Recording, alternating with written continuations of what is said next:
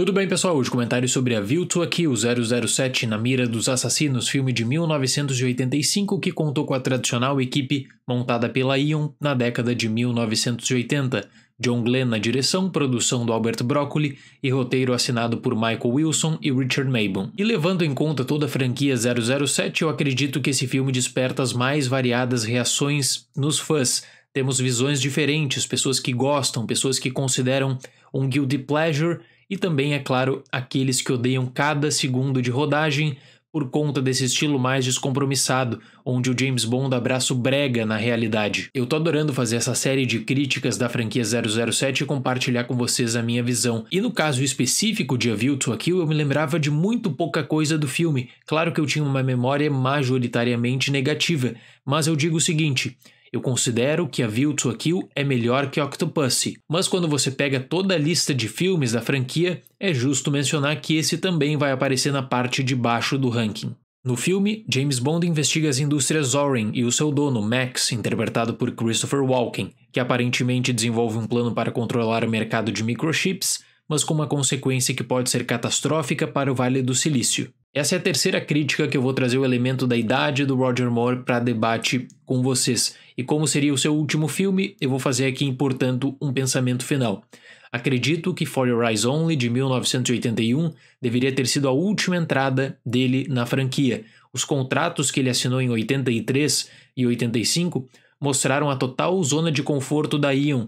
Eles sabiam que conseguiriam mais de 150 milhões de dólares de bilheteria apenas com Roger Moore. Ou seja, era muito mais fácil você repetir a mesma equipe e o mesmo ator do que tentar arriscar com um novo ator que não pudesse entregar o mesmo resultado de bilheteria, e isso acabaria sendo um problema na era Timothy Dalton, inclusive. É fato, no entanto, que se você levar em conta o fator idade, vai achar igualmente bizarro um punhado de cenas apresentadas em A View to a Kill, mas os produtores ao menos reconheceram o envelhecimento do ator. Roger Moore, a pedido de Albert Broccoli, emagreceu e realmente parecia mais disposto nesse filme do que no longa de 83. Além disso, Moore também fez uma cirurgia plástica para ao menos tentar replicar aquela imagem do final dos anos 70. A View to a Kill tem várias cenas de ação, mas eu noto que elas definitivamente não foram bem distribuídas ao longo da trama. Existe, por exemplo, o reaproveitamento e a reciclagem das mais variadas passagens da franquia, especialmente nas perseguições, mas a relação risco e consequência nunca é apresentada de forma satisfatória ao público. O filme é nitidamente mais violento que as entradas anteriores de Moore na franquia, e isso inicialmente causou um estranhamento no ator logo que recebeu o roteiro e acabou gerando uma enorme insatisfação com esse filme, a ponto de que Moore disse que esse James Bond foi o que ele menos gostou de assistir porque não fechou com seu estilo. Essa violência ocorre por conta do arco de antagonistas e eu realmente gosto do personagem de Christopher Walken. Eu acredito que o humor mórbido de Max faz dele um vilão com pelo menos alguns traços bem definidos e com algumas atitudes e frases icônicas. Wow. What a view to a kill.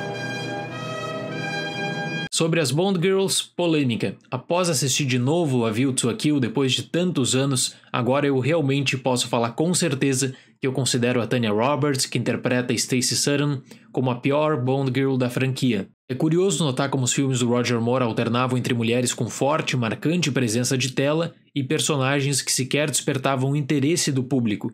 No caso de Roberts, a impressão negativa também passa diretamente pela sua má atuação. E Grace Jones, que poderia salvar a trama e de fato tem uma personagem interessante que chama a atenção, foi esquecida durante boa parte da história. Além disso, a sua relação com Roger Moore nos bastidores foi péssima, com brigas diárias. O grande destaque de A View to a Kill para mim é a trilha sonora do John Barry. Aliás, pegando justamente nessa questão, você nota como os produtores eles estavam sedentos por mudança. A canção tema da banda Duran Duran, ela é uma das mais populares de toda a franquia. Só que na época de pré-produção, a Eon considerava um risco colocar Duran Duran porque aparentemente não fechava com o estilo de outras canções. Ainda bem que eles seguiram com essa ideia porque deu muito certo. Então, na minha leitura final, A View to a Kill é um pouco melhor que Octopussy. Você tem que de fato considerar esse James Bond brega, você tem que considerar toda a questão da idade do Roger Moore também, que não faz muito sentido, que não passa credibilidade. Mas existe uma boa sustentação com a trilha sonora e as cenas de ação são bem produzidas. Claro que você precisa de um pouquinho de boa fé em determinados momentos, especialmente no clímax, por sinal, mas eu entendo perfeitamente os dois lados. Quem odeia o filme e quem enxerga como uma boa opção de entretenimento, especialmente por conta do carinho e da memória afetiva que tem com o Roger Moore. No caso de A View to a Kill, eu vou ficar no meio termo. É um filme razoável que não apresenta as piores passagens e não apresenta as piores cenas do Roger Moore como James Bond. Talvez a grande questão negativa de A View to a Kill mesmo seja o roteiro, porque faltou muito polimento. Como eu falei, eles reaproveitaram cenas de filmes anteriores. As Bond Girls não tiveram atenção e, além disso, o plano do Zorin é muito simples. Eu fecho A View to a Kill com a nota 5. Mas esse então foi o último filme do Roger Moore como James Bond. Na biografia do Albert Broccoli, ele disse que o Roger Moore ficou muito chateado quando soube a notícia de que não voltaria mais para outro filme em 87. Existia algum rumor na época que talvez o James Bond fosse envelhecer junto com o Roger Moore. Claro que os produtores acabaram descartando isso porque as críticas de A View to a Kill foram muito fortes na questão da idade também, que você não poderia retornar para o cinema com um James Bond com 60 anos de idade. Já na autobiografia do Roger Moore, que é essencial para quem é fã da franquia 007, ele diz que não ocorreu nada disso. Ele diz que ele teve um jantar com Albert Broccoli e foi tudo decidido naquele jantar antes do lançamento de A View to a Kill.